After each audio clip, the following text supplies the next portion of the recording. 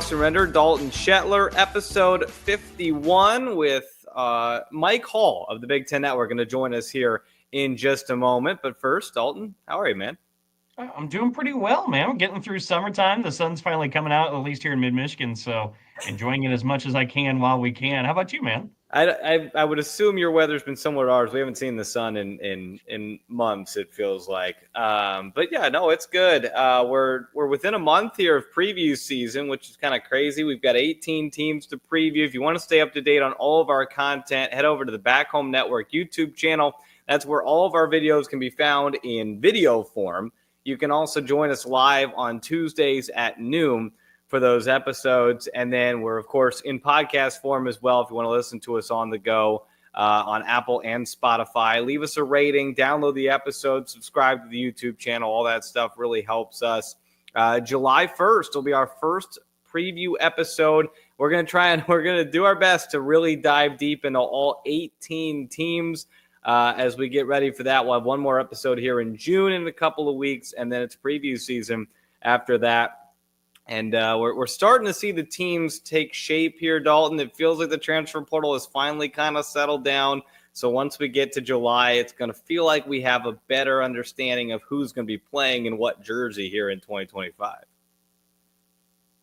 Yeah, no, I think you're right. And like we said before, I mean, it really feels like the portal season has become kind of like the NBA free agency where it gives you hope each time that your team can evolve and take next steps to maybe become a different kind of team and change the ceiling for the upcoming season. And now we kind of have an idea where those ceilings are. So it's going to be fun to dig into those and let everybody know, if you haven't been paying attention to the cycle, where people are in the coming weeks. And even if you have been paying attention to it, it's hard to keep track of where everybody's at. Yeah. So we'll try and have you covered. That starts again in July. We will start previewing 1 week. We'll go back to weekly episodes instead of bi-weekly. We'll go to weekly episodes every Tuesday, previewing all 18 teams as we get you ready for the 25-26 season. But that's enough of the housekeeping stuff. Let's bring in the man of the hour here. He works for the Big Ten Network in many different roles and does a lot with Big Ten women's basketball. Mike Hall joins us. Mike, thanks so much for joining us. He's not good at any of it, but he does a lot of stuff, and it's quantity over quality, really.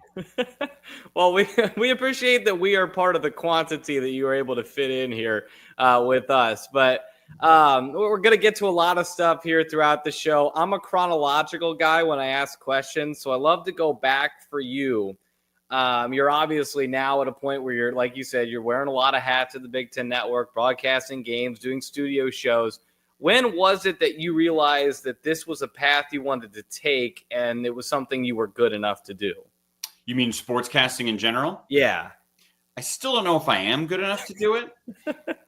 But, I was in high school and loved sports and wanted to be around it. I was like an actor, and I was in theater and musicals and choirs and the speech team, forensics. And I remember just starting to think about it and asking around. It was like, well, why don't you try writing? So I started writing for the student newspaper, and it was like, well, you should cover sports. And it was like, all right, well, so I started covering like literally t-ball games for the local, newspaper, and reading the Chicago Tribune and go, oh, this is how you format a story on a White Sox game. You're like, okay, well, I'll do this for the Turtles against the Rabbits. Right. And, and started doing that. And then when it got time to like look at colleges, I was like, oh, I think every morning I watch Stuart and Rich or Dan and Keith, or back when SportsCenter was SportsCenter, and thought, I can do that. That feels like a thing I should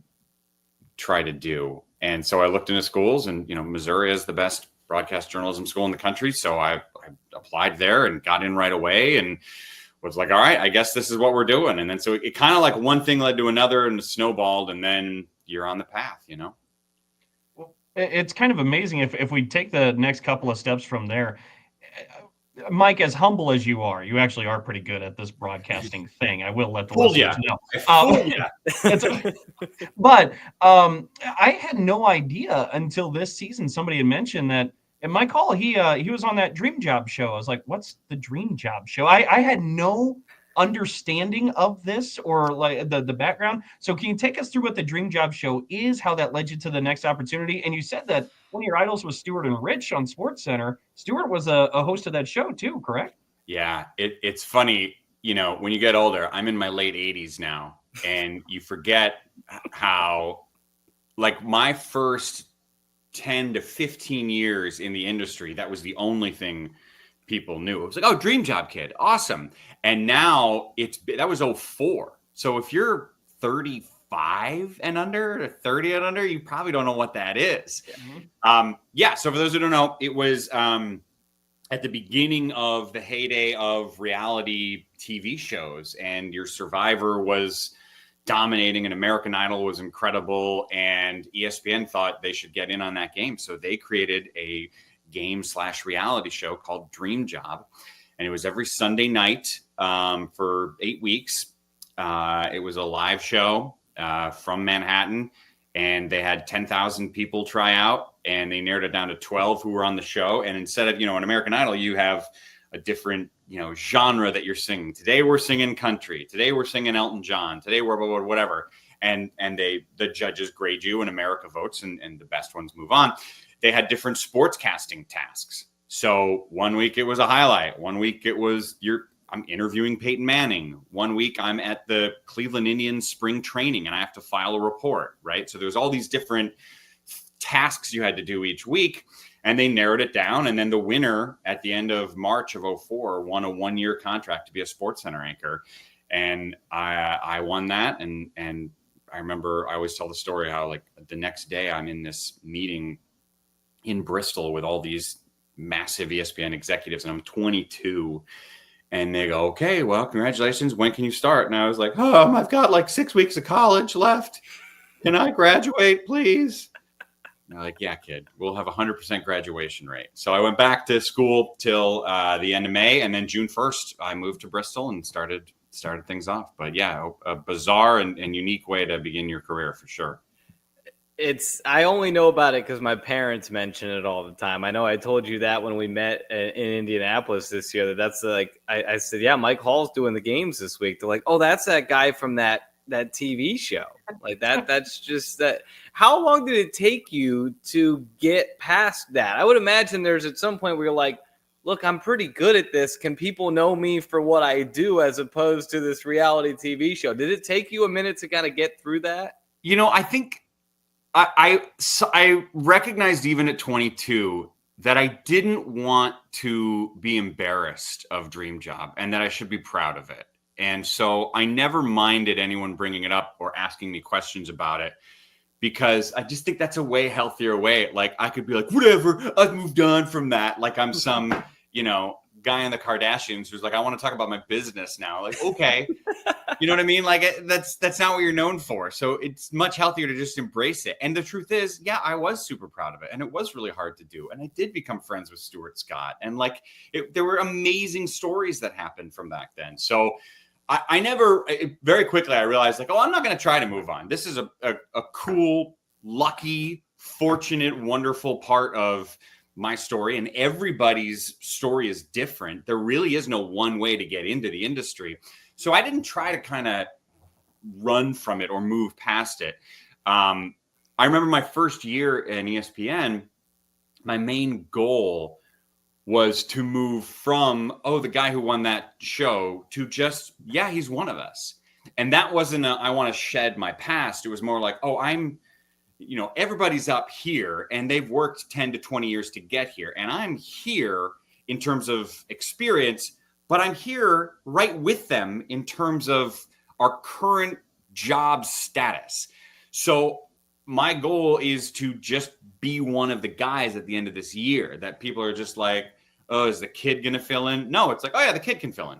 Right. So, and I don't know when that sort of transferred off. I mean, I think in Bristol, it took a couple months for most people to go from like, the reality show guy is who I'm anchoring with, to being like, actually, he's working pretty hard. Oh, he's actually pretty nice. I mean, I tried to charm offensive everyone in Bristol because I knew there were people there. I mean, we could talk about that if you want, but there were definitely people who did not want me there and were like, no, I worked for 3 years in Topeka and for 2 years in Quad City, and I work nights and weekends and I work my tail off, and you're here before you graduate college. Like, that's BS. But I kind of was like, most people I ran into were like, hey man, we all got here one way or another. The only thing that matters is, can you hang, right? And if you're kind and you work hard and you're talented enough, then who cares? You're another cog in the machine.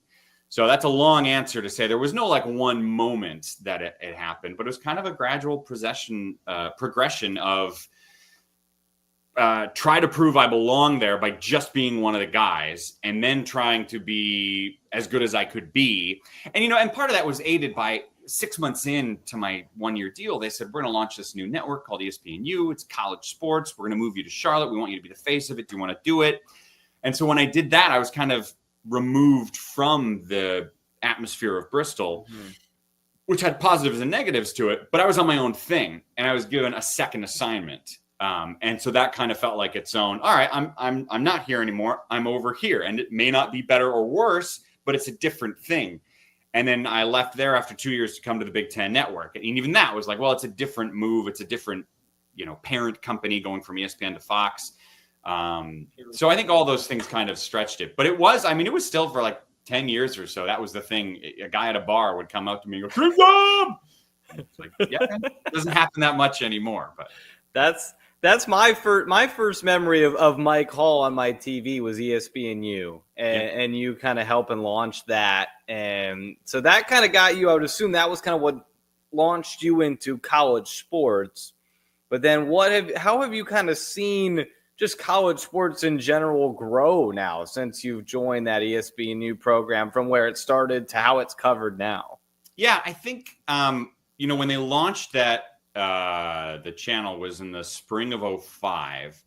It was sort of like, oh, college sports is a hidden, like, if you remember around, I'm going to say 2006 or 2007, ABC launched their Saturday night prime time with Brent Musburger and Kirk Herbstreit calling it. That wasn't a thing. I mean, most of college football was just kind of, ESPN had a primetime game, but ABC didn't.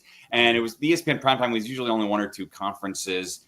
And when they made this push in like 2006 or 2007, that was kind of the like, oh, college sports can be a big deal. And specifically college football, right? It sort of feels like that was undervalued for a long time.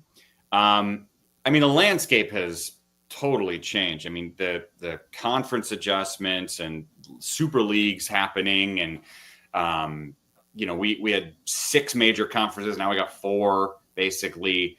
The television networks. Remember, when people don't remember this because it was a long time ago, it's almost 20 years now. But like when BTN launched, it was a risk. It was a gamble. Mm-hmm.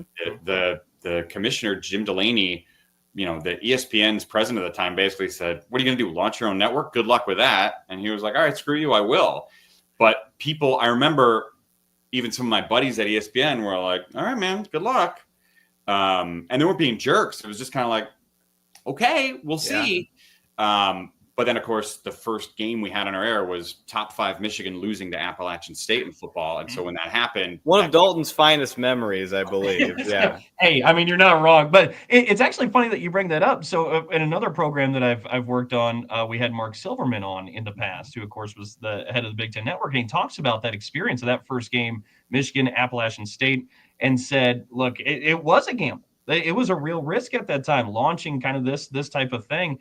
And then it happens. And he said actually too, before the kick even happens, one of the producers who was a Purdue grad had said, wouldn't it be better if he doesn't make the kick? And Mark's like, maybe, but I don't know. It's Big Ten. We got to root for Michigan. We need Michigan to win this thing. And then of course it happens. And then immediately ESPN, CBS, Fox, NBC, everybody's asking for the highlights. And they say, okay, but you got to make sure you put credit BTN. And that's what sent this thing off. I'm curious, what was your experience that day? Like, what was your role in all of that? So I was there in studio. We launched on, I want to say, Thursday night. It might have been Friday night. I honestly don't remember. It's been so long. But we launched with like a studio show. We had a launch party that night in the basement of this Chicago building we were in. And maybe it was Friday night. But the point is, like, we all knew the games were coming Saturday morning, and we all knew the business format was going to be those 13 fall Saturdays are the 13 most important days of our calendar year by far. So it was important. But I remember being in the office and wandering around the studios, and I wasn't on air when those games happened. I think I was on air the late shift that night. But I was there to be around it. And I went from like, ha, look at App State to like, oh, look at App State to holy cow. A top 5 team's going to lose to App State on our air. And that's when you could see the chaos of like executives in the hallways going, I got someone on the phone. They want to, are we courtesying? How are we going to do? And then, people huddling in the hallways to figure stuff out because it was all unprecedented, not just for us, but kind of for the industry. So I remember being a little chaotic, but good. And that was the same thing of like, oh, this is maybe the best team in the Big Ten. This is not good for the league if they lose to a team that's not even in a power conference. But in the back of your mind going like, boy, we're getting a lot of attention. And because remember, we were in like 3 million homes, maybe nationally, which was not what we wanted. We wanted like 20 or 30 at least for the first year. And we weren't getting it. And a lot of the narratives was, newspaper articles were being written. Sports radio was like that the Big Ten network's the bad guy. They're taking your games away from you, which a little bit was true. But for the most part, no. I mean, again, you guys are in your teens and I'm in my 80s as we established. But back then, you used to have your football team was on television 3 times a year. Yeah, right. Like not much. And some of those would be like a cable access or a pay-per-view or something. So like you didn't have a national broadcast of your team every game. And now we're used to it, but it wasn't the norm back then. So we really weren't taking games from people. We were giving games. But for the moment, if you didn't have the network and the cable providers didn't pick up the network for the most part, you couldn't watch them. So it was you thought, well, this could be good because it's going to get us attention. And it did. Now, it took a full year. We didn't really get the big homes we wanted to until late summer that following year. But there was some trickle down, and there was definitely the momentum of like, oh, never mind. We used to have this premise that there are only games that don't matter in here. And that's not the case anymore. Now it's clear there are games that do matter. I think you had the Render household right away. I think we were in it because it was like, okay, this is the only way we're going to be able to watch IU is on this network. Because I think it launched about the time where Indiana basketball started to really take a turn for the worse there. And it's like, okay, no one's going to cover this 5-30 first-year Tom Crean basketball team, right? But BTN did, and we got all the games there, which was great.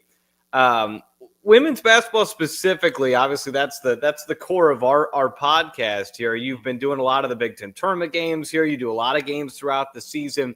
When did that start to pick up momentum at the network? Was it really like Caitlin Clark was the catalyst, or did you feel it coming before even she arrived at Iowa?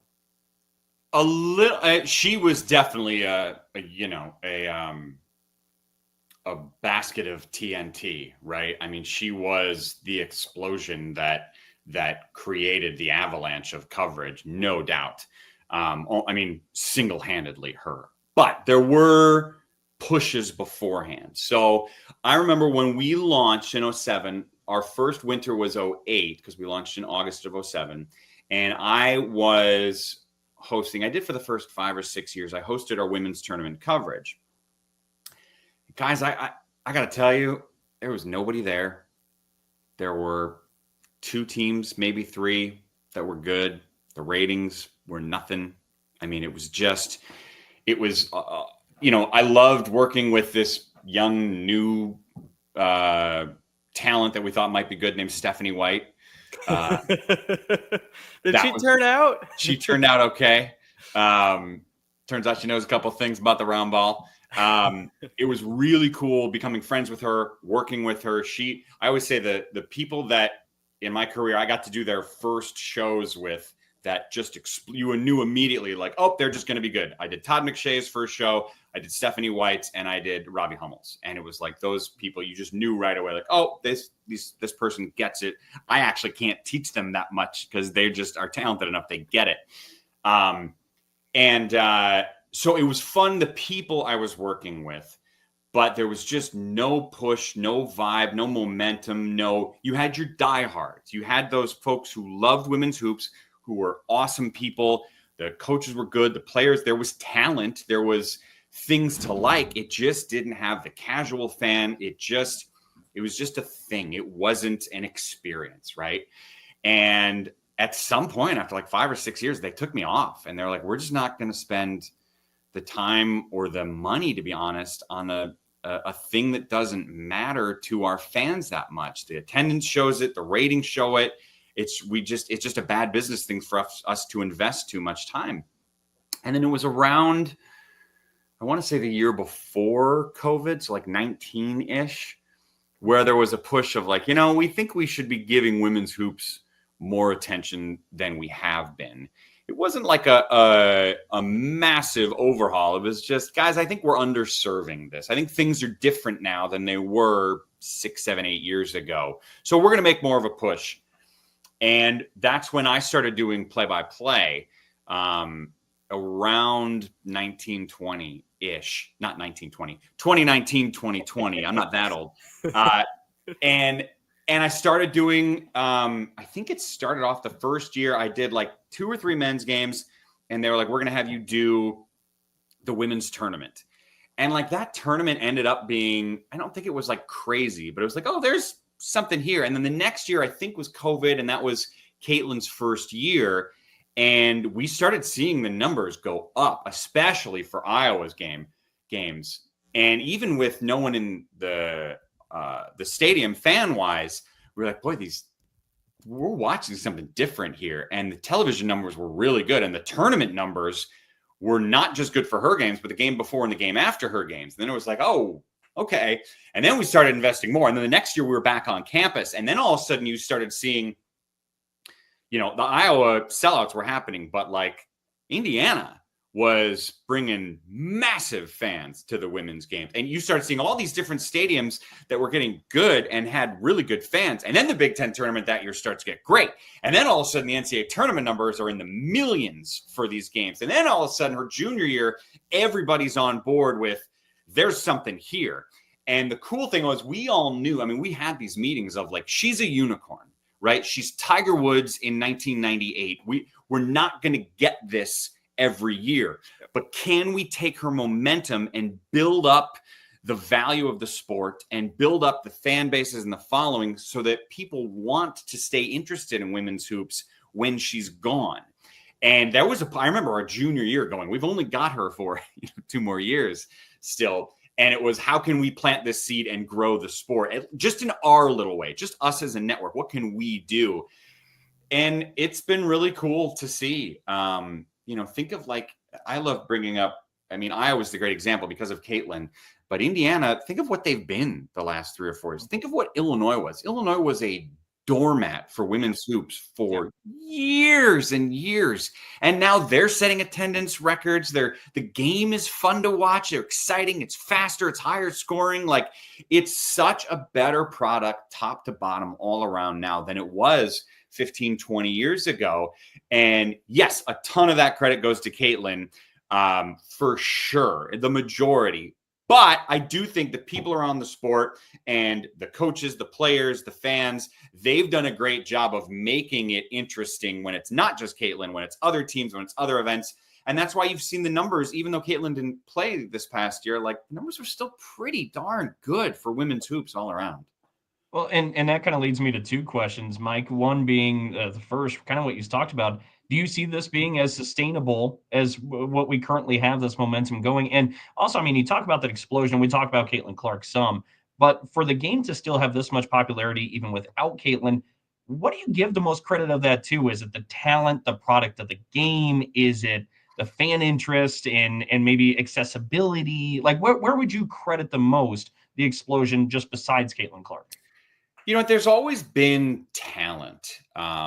There's always been good players and good coaches, and there's always been good, passionate fans. The thing that's hard, I always say this, this isn't a charity. We're in a capitalist society, right? Nobody has to watch women's basketball. if you want someone to watch your sport, you're competing with Netflix, you're competing with streaming, you're competing with playing outside in the sun, you're competing with all sorts of entertainment. There's literally never been more entertainment options in the history of the human race than we have now. You've got to earn it. And some of that is luck. And to go back to the Tiger Woods analogy, right? He brought the sport to this crazy high point, and it's never been the same. But it's better in terms of numbers oftentimes than it was before him, because it brought those casual fans. And there was always talent, like I said before, but now you're getting to see some of that talent in a different way. And the Paige Beckers of the world might have only mattered in the state of Connecticut 15 years ago, but now she doesn't. And the Juju Watkins might have only mattered to the state of California 15 years ago, but now she doesn't. And the national commercials that Juju does for State Farm and what have you, like there's been that just gentle spreading around that has happened when people who are casual fans get a chance to see something and like it. And I always compare it to baseball. Like, I'm a massive baseball fan. When I grew up in the 90s, it was the only thing that really mattered to me. And it's kind of become a sport where your team matters passionately, but the national brand maybe doesn't. Nobody's wrong for not loving to watch the Angels play the Mariners if you're a Chicago Cubs fan, right? You're not wrong for not liking it. In the same way that people weren't wrong for not watching women's basketball in 2012 the way they are now. But you gave them a reason to watch it now. And so now they are watching, and you got to try to keep them because there's so many different things going on.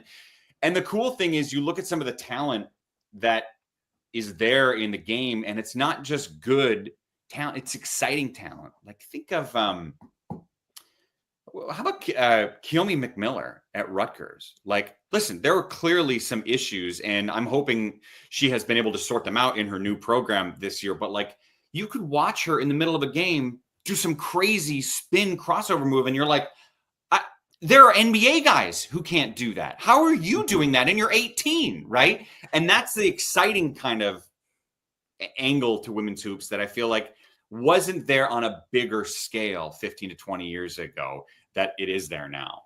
I mean, we could have never started a podcast about Big Ten women's basketball and had it really land 3, 4, 5 years ago. And we've been a great following, and people have really gotten into the sport. For you, what have been some of the moments over these last couple of years, some of the games you've been courtside for that stand out to you? I'm sure there's some Caitlin Clark ones that are in there, but what are some of those moments that jump out to you?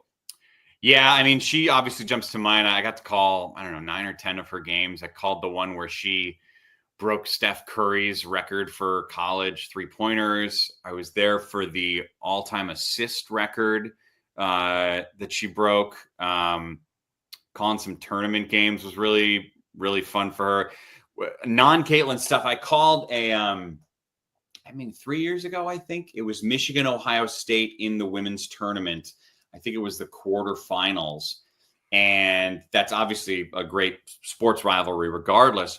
But it went down to the last possession, and Michigan was down, I think, 1. And they had something like 3 or 4 shots in the final 8 seconds to win the game, and all of them missed. And Ohio State somehow got the rebound as the buzzer sounded, and they just stormed off the court with like fists raised. And I remember calling that game and saying something like, Ohio State escapes their rival. And it was just it felt big, right? It felt like one of those moments like, oh, I don't have to oversell it. It itself is big enough, and it feels cool enough. I'm trying to think of what other like big moments I've been at. I got to call the preseason game at the football field for Iowa a couple years ago when they opened it, the kickoff at Kinnick, or the tip-off at Kinnick. I forget what the clever name for it was, but it was amazing. There was 55,000 people there, and it was mid-October, and it was chilly and windy, and Caitlin hit like a 40-footer, and I said something like, Clark unloads from the end zone, and it was like, oh, that's a phrase I'll never get to say again, right? That's definitely a moment that I'll remember that. I'll tell my grandkids that I got to do that. I mean, that was that was when you got the assignment, and then when you were driving there, and then when you were calling it, the whole time you were like, oh, this is a bucket list thing. This is I'm really lucky I get to do this. I know the folks in our like graphics and recruiting and like that they make the hype videos and stuff. They love your calls of the IU Rutgers game this year where Indiana just went unconscious from 3 and made like 10 in a row. You were awesome. I mean, you just every one of them, it just kept escalating. Like there's no way they can make another one, right? And that they just kept making them. And your calls were incredible. Oh, thanks for saying that. But yes, I remember that. That was an unbelievable. That was the hottest I've ever seen any sports team be in person, where they could not miss. It was unbelievable. I think Shimmy Miller was on the call with me, and I think at one point it was so ridiculous. I said, like, Oprah's here. You get a 3. You get a 3. Everybody gets a 3. I mean, they were lights out that I think it was 10 of 15 in the quarter, and I think it was 8 or 9 in a row at one point there at the end of the third, where it was just literally anybody who had the ball in their hands was going to make a 3-pointer. Yeah, I'm glad you brought that up. I forgot about that. That was really, really fun. Well, I imagine, too, one of the other really neat personal moments for you, Mike, and I mean, this is a pretty honest question. I hope you understand the root of this comes from love. I'm already mad. I'm already angry. I can tell you're going Dalton. Good enough. But you had announced publicly earlier this past year that your wife has a fight with breast cancer. But the moments I wanted to bring up were all the different pourings of support the Big Ten had offered you. When you go to Illinois and Josh Whitman gives you an autographed ball, you go to Indiana and Terry Morin shows support and love. I'm just curious because we give you our hearts, our prayers, support, everything, but just what it's all been like for your family. But to receive that support from this league, what does it tell you about this Big Ten conference? Yeah, thanks for asking about that. I take back everything me and I ever said about you. It wasn't a great setup for that. No, it's fine. She's doing okay, man. We went through a winter of surgeries and chemo, and I don't know that you're ever out of the woods, right? I mean, she's got to go every 3 weeks for injections for a year, and then 5 years worth of medicine. And the medicines mess with your hormones and your attitude and it's not great. I don't recommend it for anybody, but it could be worse, man. I mean, that's one of the things I keep talking with my wife about. Like you can focus on what sucks, or we can focus on the good fortune we have, right? And so we're trying to always focus on the positives and know that things could always be worse. And somebody always has it worse than you do. So we don't need to play the victim here. But yes, the outpouring of support was great, man. PJ Fleck sent my wife an oar that he signed. And oh, that's great. That rowed awesome. A boat. And so it's on our basement. There's now a big oar signed by PJ Fleck. And underneath that is Brad Underwood, and the entire team signed Illinois ball. And, like you said, Terry Morin gave us the Indiana pink swag, which was great. My wife wears that. And, it was lovely. There were so many people, not just in the Big Ten, but just in life who, social media can be a cesspool, right? And politics can be disgusting. And we hate some really awful things going on in the world. But at the end of the day, I think most people are mostly really good.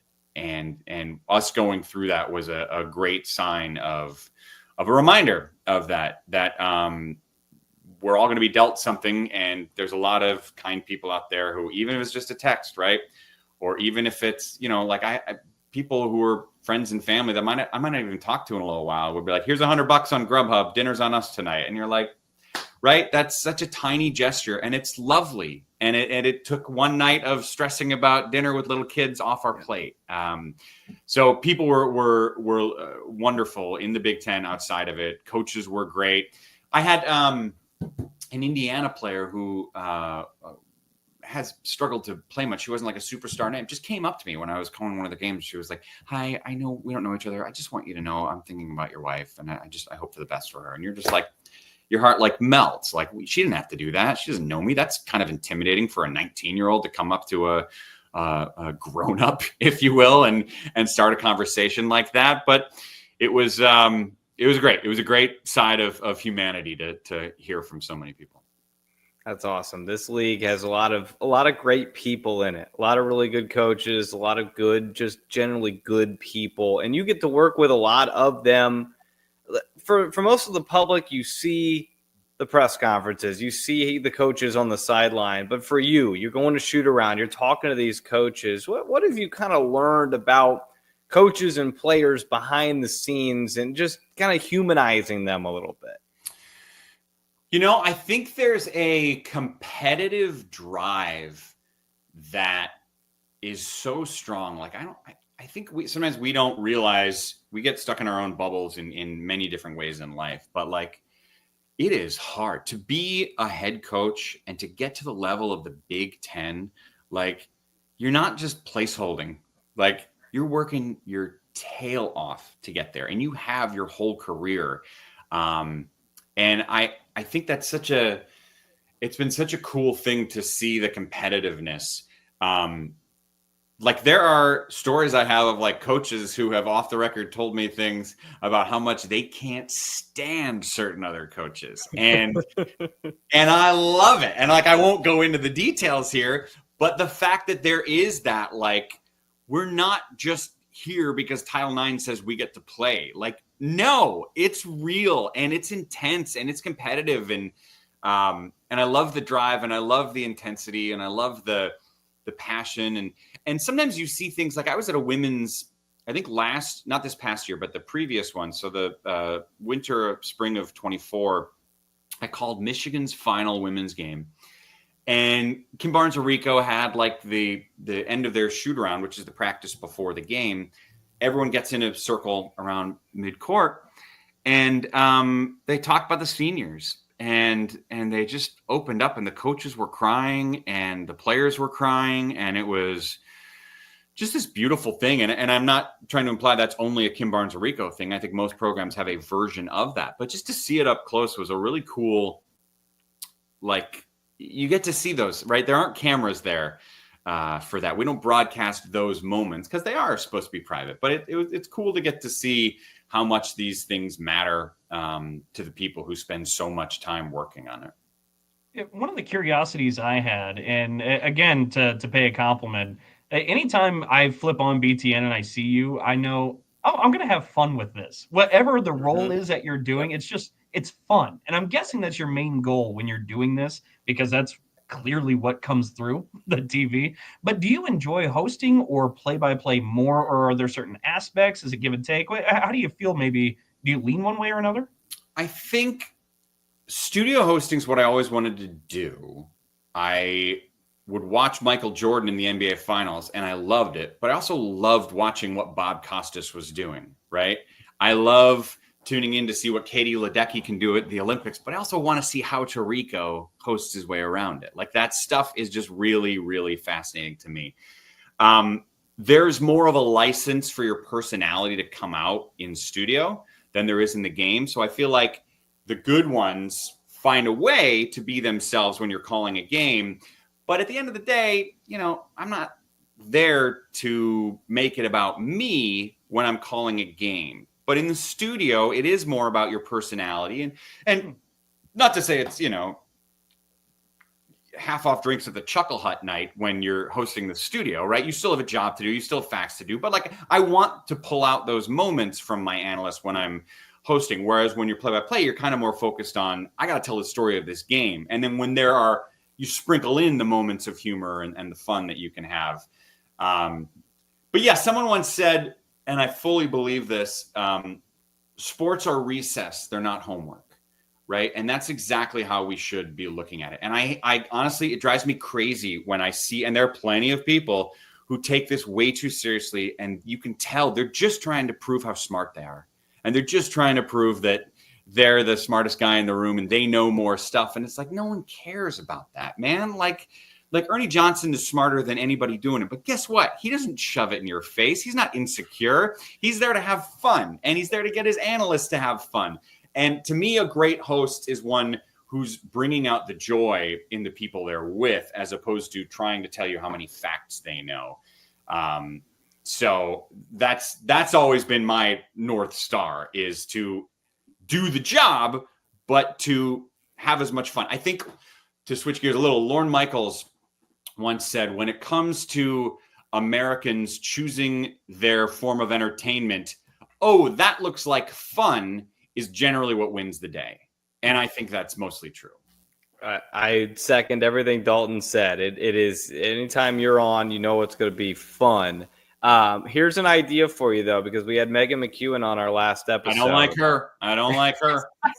You know, she said the same thing. She was very weary of you. Okay. Problem. She said that as a player, she was best motivated when there was like a potential punishment or some sort of like, hey, we got to go run if we don't do this.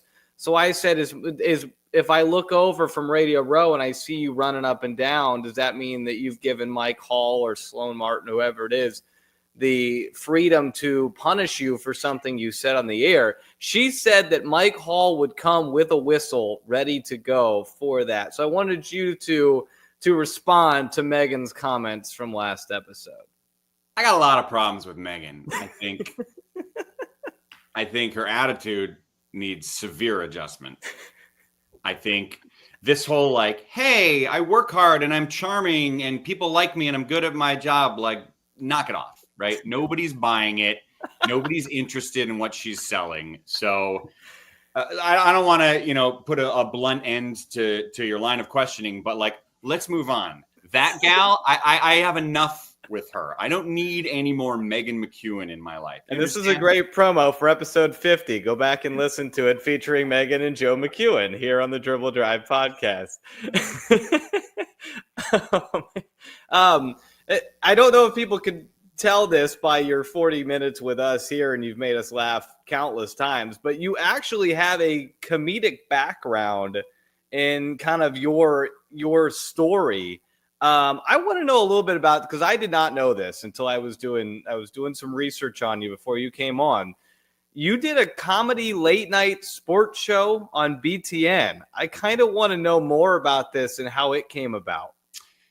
Yeah. So, when I was in college, I did improv comedy and I did it with some great people. One of the guys has gone on to become a pretty successful stand-up named Nick Vatter. He writes for the Bill Maher Show. And I always loved that side of things. And when I left ESPNU and came to BTN, I actually moved to Chicago before I had the BTN job because I just decided I wanted to get back there. And so I went through I spent about a decade doing improv at IO and doing things with Second City. And when we launched the network, my main thing was a Friday night show called Friday Night Tailgate. And the premise was it was part football show, part campus show. And so we hired two comedians to go to different campuses and they'd file reports all week long. And then on live TV, we'd interview them about them and have bits. Well, one of the comedians was a young unknown guy named Jordan Klepper, who's gone on to be this great Daily Show superstar. Well, then that second year, we paired Jordan up with a guy named Steve Waltine, who's become a very successful writer for Stephen Colbert's show. And that third year, Jordan was in studio with me, and Steve Waltine was on the road with Tim Baltz, who is now starring on The Righteous Gemstones as BJ. And so we had these really talented people, and doing live TV with comedians is the best. I mean, doing anything with comedians is the best. They're the smartest people. They're the kindest people. That's a massive generalization, but like I spent a lot of time with them, and it's so much fun. And so around like 2015 or 16, something like that, I pitched a show to Mark Silverman, the network president, of like a very tame version of a talk show. And he kind of responded with like, what if we made it like a late night show? And I was like, yeah, I'd do that. And he was like, yeah, let's do that. And so for a few years it was Wednesday nights. It was called Sports Light. And it was set up, I don't know if you're probably too young to remember Talk Soup. But Talk Soup was this Joel McHale vehicle and some other guys before him where it was just a green screen and it was a fake studio behind him with a window, and the window would change graphics and he would tell jokes and there was a studio audience. And we did that for a few years and hired some comedians to do some bits with me. And I would tape some pieces in the summer and the fall with coaches and athletes. And the whole point, I mean, again, whereas I said games, you don't have a ton of room for humor. Studio, you have a lot more room for humor, but it's still not make jokes. This was a late night show. So for a few years, my job was to write comedy bits. I write a monologue every day with video every week. We would have humorous segments on. We'd have funny interviews. We'd do all this stuff. It never rated great. We never had a lead-in. Like sometimes we literally had no lead-in. Sometimes it was like a soccer game, and sometimes the game would go long, so the DVRs would screw up. So it wasn't necessarily set up to succeed, but it was an awesome opportunity, and I treasured the challenge that was. We did some really, really fun things there, and I'm super proud of that. Well, I kind of would love to see that come back again. That sounds like I was thinking the same thing. It was fun. I don't know what I guarantee if you look through either the Big Ten Network YouTube or just YouTube in general, if you put Sports Light Mike Hall, you'd find some stuff. I doubt some of the great stuff was these 8-10 minute monologues to open the show. I don't think those are on because we used video rights that were only like a 2-week window. So I don't think you can find those, but you can find some of the stuff we did with the comedians that were pretty fun. I see weightlifting with the Hoosiers, 2 truths and a lie, the Big Ten's most injured fan. Yeah, you got all sorts of stuff on here. Did you weightlift? Were you pressing with the Hoosiers? So I honestly don't remember that bit, but I guarantee you it went something along the lines of, hey, let me try to weightlift with you, and then I can't do 1/10 of what they do. And one of the things I learned from Jordan Klepper was, because I remember talking with him about it, and I was like, when you did Friday Night Tailgate, like you would do these types of things. Like, are you playing it up? Are you trying to be as funny as possible? Do you always? And he was like, I always try to be funny, but I genuinely tried my hardest at everything. So I'm not trying to, if I went bowling, I wasn't trying to throw the gutter. Like, no, I was trying to throw a strike every time. So in lifting weights, like I was genuinely lifting as much as I possibly could, because the humor comes from the reality of, oh, these guys are lifting 480 and I'm lifting 180. And I'm genuinely, whereas if I was like, no, I can only lift 20, it wouldn't ring. But if you see me genuinely red in the face, oh yeah, that's where the humor would come in. I'm watching it on mute. You were in there with future NFL star Dan Feeney in there with the 2016 Indiana Hoosiers, just lifting some weights. I love that. That's awesome. That's the time we need. I saw this on Twitter the other day. We need more average people competing in sporting events with like professionals, just to like put into Joe's perspective versus pros, just how good these people are at everything they do. And I love that you were doing that. Sorry, Dalton, I know I cut off your question, so you take the floor here. No, that's fine. And we could talk a little bit about the Big Ten and what's coming up for this season here in a minute. But I was curious because you talked about growing up that you were in theater production type stuff and you did sportscasting, you've done journalism. And there you talk about comedy. For somebody who's dipped their toes in just about every kind of entertainment pool there is, I imagine comedy's the hardest that there is, and it's by a pretty wide margin, is it? Yeah, that's a good question. I think they're all hard in various. Like you could take a Broadway performer and try to make them do play-by-play, and they could, drown in the confusion, right? I think there's something to every skill set is different. In the same way, I doubt that Ian Eagle could sing memories from Cats in a. I would love to hear that. Can we make that happen? I picked a bad guy. He's very talented. He might be able to do that, actually. I mean, there's something to comedy being hard because the really tough thing is. If it's going to work, you need the right people around you in every area. Like one of the things that was really hard on the Sports Light show, a normal late night show has a writing staff of 12. We had a writing staff of me. And there's a reason that you do that is because it takes a lot of funny people to come up with a lot of ideas to whittle it down to the very best. You need bosses who have a sense of humor, who get it, who are in on the joke, who can defend you. Like you have to have, because there's so many different types of humor too, right? Someone can be hilarious to you and I just go, not my cup of tea. And that doesn't mean you're wrong and I'm right. It's kind of just a different taste.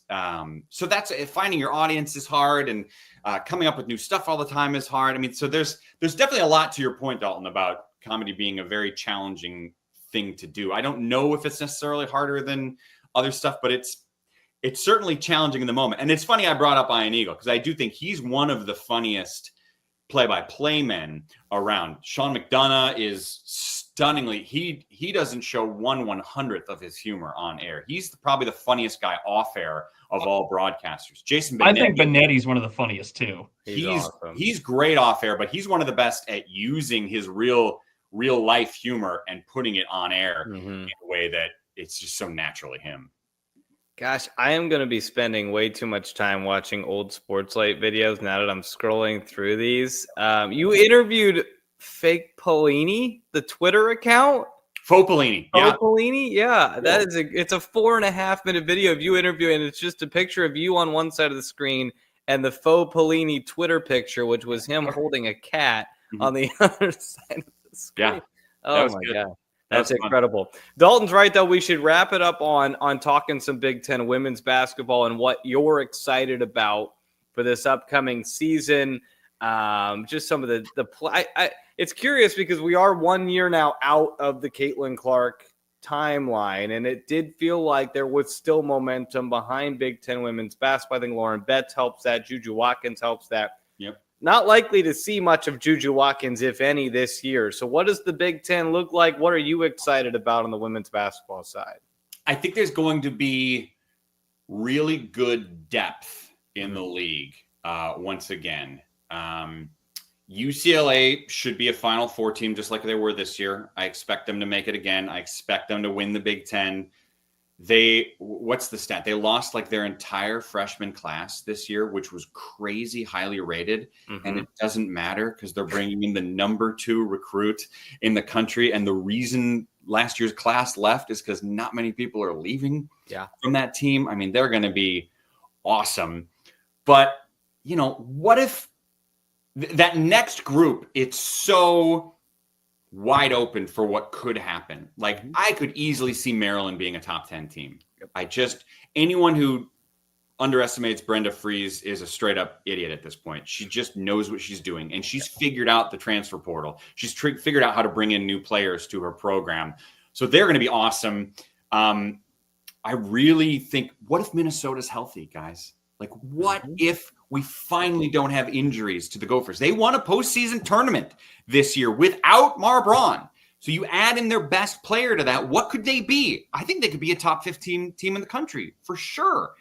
I think Illinois is fascinating. I think USC won't be a Final Four team without Juju in all likelihood, but they got a lot of talent still there. Michigan is really exciting and really young. Washington did great in the transfer portal. I think Michigan State and Iowa could make a ton of noise and could upset some teams and be either of those teams could be like a 6 team that plays into a 6 seed in the NCAA tournament that plays to like the Elite 8 because they're just good enough and battle tested enough. So I think there's a lot of depth. I think I didn't even mention Illinois. They got a great freshman class coming in. So I think the depth of the league is great. It's not necessarily this year we felt like, boy, there's maybe 3 teams that are Final Four worthy in the Big Ten this year, this past year. It feels like UCLA's ahead of everybody else, but I don't know, man. That, like I said, Maryland and a few others could easily find their way into that group. And that few others isn't a few, is 8 or 9 others, I think. Yeah, I think that's fair. And there's a lot of like Dalton and I have talked about this a lot. The coaching in the conference is just so good. And the recent hires have landed. I mean, Shauna Green's been spectacular. Robin Freilich has been a home run. Dawn Putzowit in Minnesota has been, talk about somebody getting every ounce of production she can out of a team that continues to lose its best player. It's been very impressive, these coaching hires around the league. You get to work with a lot of these coaches, or not work with, but talk to them. It just really feels like this conference is in a great spot with the minds that are leading the way. Well, and I think the ADs have done a great job of valuing the importance of women's hoops. Josh Whitman at Illinois is a great example, right? He knew that program needed something, and he took a shot with a former legend a few years back, and it didn't work. So he went and found the best possible coach for this Illinois program, and in a heartbeat, Shauna Green made a difference. And now they're a perennial NCAA tournament team. I agree with you. That feels like an overarching thing is if you list all these coaches that are great And then you're like, oh, didn't Corey Close win National Coach of the Year this year? Oh, I didn't even mention her yet. And she didn't even win Coach of the Year in the conference. That was Lindsay Gottlieb. Right.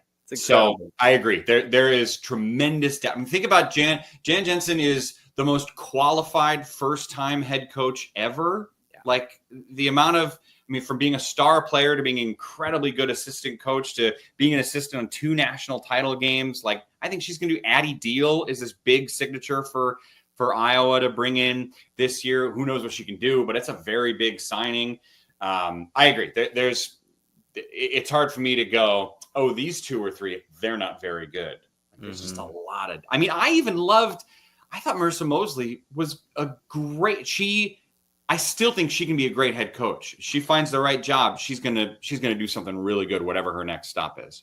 Oh, hold on, I want to ask one more question, Dalton. I know you're gearing here, but we did just. I know we got your opinion on Megan McEwen, but last go around this year for Joe McEwen, just one of the nicest guys in the industry. Just have really enjoyed chatting with him in my career. I'm sure you've had a lot of chats with Joe. Just kind of talk about what he has meant to Northwestern women's basketball and this Big Ten conference and just the joy he is to be around as a person. His only mistake in life was his daughter.